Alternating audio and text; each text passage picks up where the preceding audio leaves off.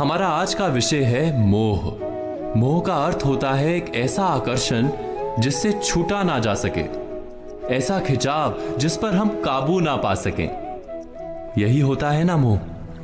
विवश होकर हम खींचे चले जाते हैं। कुछ प्राप्त करने के लिए हम अपना सब कुछ दांव पर लगा देते हैं।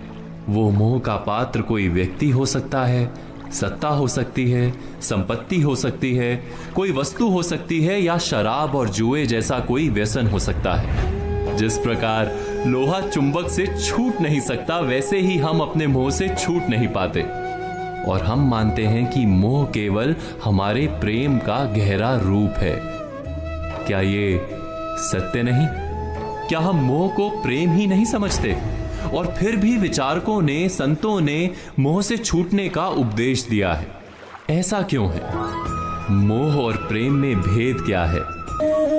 हमें तो सदा ही हमारे मन का मोह प्रेम लगता है, किंतु गहराई से विचार करेंगे तो हम तुरंत ही जान पाएंगे कि प्रेम और मोह के बीच एक बुनियादी भेद है।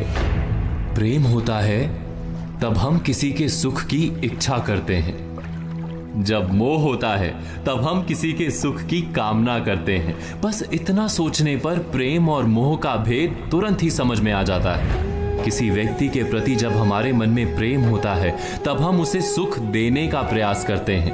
उसके प्रति मोह होता है तब हम उसके माध्यम से स्वयं सुख प्राप्त करने का प्रयत्न करते हैं। क्या ये सत्य नहीं? प्रेम के केंद्र में हम नहीं होते, मोह के केंद्र में केवल हम होते हैं। ये तो व्यक्ति की बात हुई, किंतु किसी वस्तु के प्रति प्रेम और मोह में क्या ऐसा ही भेद होता है? विचार कीजिए, यदि हमें सत्ता और पद के लिए प्रेम है तो हम क्या करेंगे? स्वयं अपने आप को उस सत्ता या पद के लिए योग्य बनाएंगे। किंतु यदि मोह है तो हम उसे प्राप्त करने के लिए किसी भी प्रकार का अनुचित कार्य करने को तैयार हो जाएंगे। संपत्ति के लिए प्रेम है तो हम मेहनत करेंगे, यदि मोह है तो चोरी करेंगे। क्या ये सत्य नहीं? जिस वस्तु या व्यक्ति के लिए हमें मोह होता है, हमारे सारे सुख का आधार हम उसे ही मान लेते हैं। जब वो प्राप्त नहीं होता तो हमारे मन में विक्षिप्तता प्रवेश करती है, जुनून पैदा हो जाता है। रात दिन हम उस व्यक्ति या वस्तु को प्राप्त करने के बारे में सोचते हैं। उसे प्राप्त करने के लिए उचित अनुचित का विचार नहीं करते।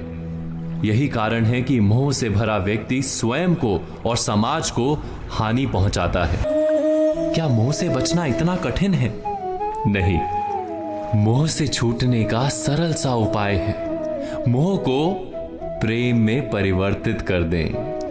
अर्थात बस इतना जान लें कि हमारा सुख और दुख किसी व्यक्ति या वस्तु के कारण नहीं हो सकता। सुख और दुख ये तो हमारे अंतर का व्यापार है, हमारी आत्मा का स्वभाव है। जैसे ही हम किसी को अपने सुख का आधार मानना बंद करते हैं, क्या तुरंत ही हमारा पागलपन नहीं छूट जाता? एक छोटी सी बात से विचार समझा जा सकता है। बचपन में खेल के लिए पागलपन था, बड़े होने पर खेल के प्रति प्रेम अवश्य है, किंतु अब पागलपन नहीं। अर्थात मोह बांधने का प्रयास करता है, इसीलिए सदा ही दुख का कारण होता है।